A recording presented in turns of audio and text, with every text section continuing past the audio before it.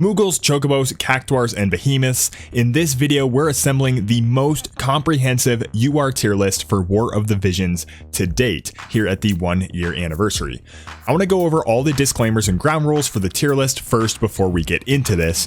Number one is that we're separating all UR units into roles, and the reason for this is if you've been watching my channel recently, or pretty much any new player guide that's come out from any content creator in the last couple of months, you'll recognize how much we are all hammering on building correct unit roles.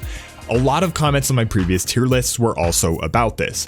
Some units can fit into a couple of different roles, so I do my best to fit them into their primary role. Next up is that EX jobs and level 120, we still have a ton of unreleased abilities and unknown info, even in JP. So for a lot of units, this tier list is just going to go off of what we know, and we'll do our best to avoid speculation. But as a general rule, it seems to be that original year 1 units don't seem to be quite as strong or versatile as new units, even with EX upgrades. There are a ton of UR units now, so to avoid this video being longer than a Kefka cutscene, my analysis on a lot of units will be trimmed down to a couple of quick thoughts. I completely understand you can make an argument for a lot of units being ranked higher or lower, and please do make those arguments in the comments section below. Lastly, and most importantly, War of the Visions is pretty well balanced, so there isn't a huge difference between tiers, especially when you add in gear, vision cards, and espers. You can build almost any unit to be strong, so just because a unit is lower on the tier list does not mean that it is bad. It just means that it lacks a little bit of versatility compared to the other units in its role. If you guys liked the video, thumbs up, red button. Enough talking, let's change our job class from Mediator to Dragoon and jump in. First up, we're going to talk about tanks and bruisers because I think they're the most important role to fill. Whisper lands again in the Moogle tier, and this is less to say that she's a bad unit because she's not, and more that she requires very specific combinations of gear, vision cards, and espers to make her super effective. Especially as more and more units can do different types of damage in their base kit, Whisper's niche of eliminating one single damage type is less and less viable. Engelbert starts the Cactuar tier, and this one pains me personally because if you've been following the channel, you know he's been my leading man since day one, but Engel just lacks the diversity in his kit compared to a lot of the other tanks. He's a fantastic physical tank, easy to use, but a little bit outdated. It will be interesting to see what they do with his EX jobs though, because maybe some innate hate generation would instantly jump him right back up a tier or even 2. Fancred is next, and this is almost solely based on the fact that he has no hate generation. He's much more of a true bruiser, and frankly his lack of a limit break and AoE also keep him ranked low. It's really a shame that he didn't get jamming thrust on his red mage sub job, hint hint EX jobs. Cecil starts the Chocobo tier, one of the primary reasons being his flexibility in builds between damage, defense, and also providing both physical and magical barriers to his allies. He flexes great into almost any team for a lot of different content, but ultimately he won't wow you with damage or even for tanking. El Sorel is next, and this is almost primarily because her kit is very rigid into specific team compositions. She does very well with other slash units, decently as a magic tank, and supports other units well, but she won't wow you with anything except her limit break, which by all accounts might be the most awesome thing in all of War of the Visions. I mean, look at this thing. This is pure gold. Winter Venera is next, and she's a solid magic tank, kind of middle tier damage and AP hungry. She's probably not quite as good as the next unit on our list, and Rain is probably the most accessible, awesome magic tank in the game. Self-magic barriers, hate generation, spirit buffs, magic resistance passives, and easy mode chaining, Rain will carry you in PvE content where you need a magic tank and against PvP magic teams. Because of how the game stands right now, with so many strong magic units as we will see later, Rain's value simply cannot be understated. Next we have Dwayne. I really don't have to spell this out for you, but big damage, innate hate, HP Drain, and other strong dark units in the meta. We also know what his 120 will bring, which is pretty scary. The only thing holding him back from Behemoth tier right now is that we can't quite be sure in Global when exactly his EX job will release. Last in Tonberry, we have Warrior of Light. Guys, his 120 will be coming very soon, and his upgrades are pretty crazy. Notably huge HP gains and a second use for his Breath of Life ability for HP recovery. Warrior of Light is a solid physical tank at level 99, and he will be a scary high HP beefcake at level 120. Into the Behemoth tier, we have Exvius. Her ability to drop stop, disable and confuse, tank damage regen and let loose. Come on baby, you know she's a waifu. Don't take a genius to see through, she can be true. Behemoth tier waifu, Holy Knight fly through. Leela be running cause Exvius is coming, she run these streets with ice / beats. I don't know what that was, I don't know what that was.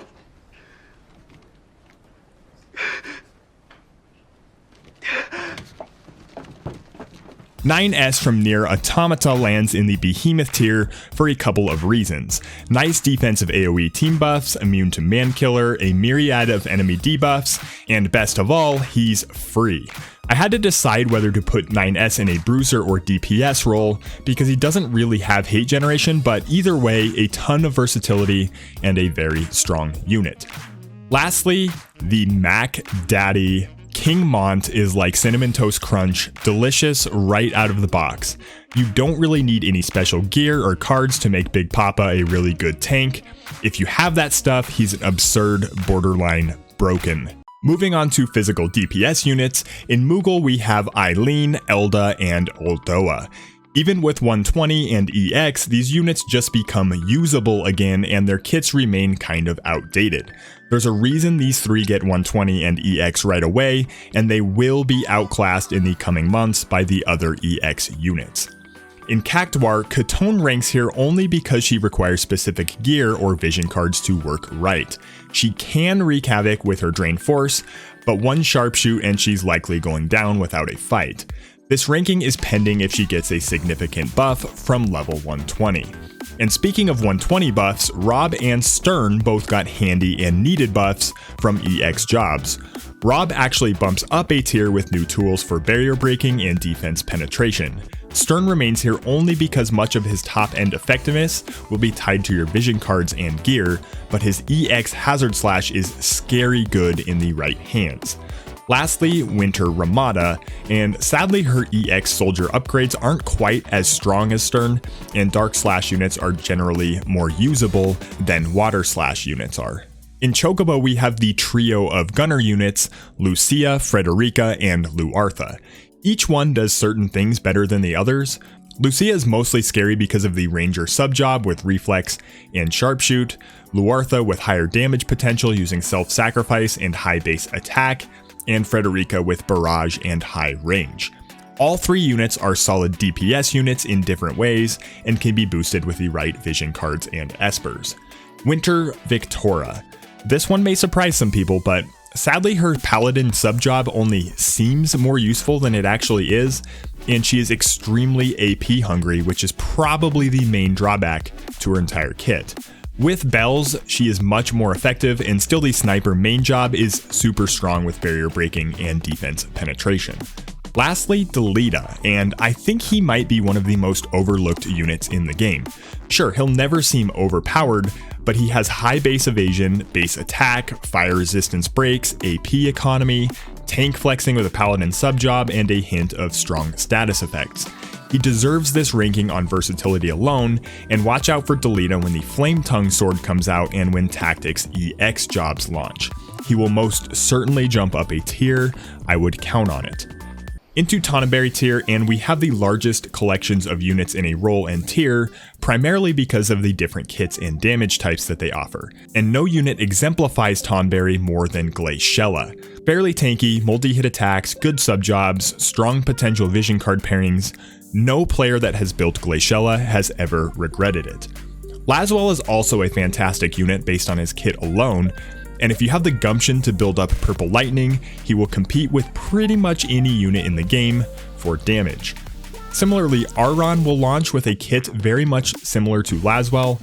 If you have the stones for pulling and maxing out Aron, you will have a solid unit. Winter Masherie lands here with expected large EX upgrades and also the Dark Host ability to drop high damage barrage and not to mention reflex. This ranking is contingent on her 120 in EX, but I'm also pretty confident in it. Niv Lu lands here, and this is primarily because of her innate ability as a duelist. She's the fastest unit in the game, can debuff enemy agility and move, and with high evasion and range, she can single-handedly take on entire teams by herself. Add in one of the best physical damage limit breaks in the game, and she deserves every bit of this ranking. Thunder God Sid is the 3 iron of War of the Visions. Just when you think he's outdated or won't work the way you want him to, you pull him out of the bag and just remember how good he is. 120 EX could also potentially be very scary for Orlando, I'm just throwing that out there. Lastly, 2B from Nier, and it's not that she isn't a great unit, but you'll definitely need some specific cards and gear to maximize her and vault her into Behemoth, as with most evasion-based units. Into Behemoth, Kayn remains a sturdy, best-in-class DPS unit. He's extremely dangerous in PvP, and increased tools for spear wielders and dark units have made him downright amazing. Daddy issues Stern, and I don't really have to explain him, but he can pretty much one-shot any character in the game and can be built for evasion, which just adds annoying to the already long list of adjectives that you could use to describe him with. Gilgamesh might be a surprising entry here, but his 120 EX adds great stats, buff removal, and re-raise removal to an already strong kit. This price tag is high, but I would be extremely afraid of any 120 Gregs that you find out in the wild. Lastly, it's not really hard to like Titus here. High speed, good damage, high survivability, maybe one of the most versatile units to date, and best of all, he is free.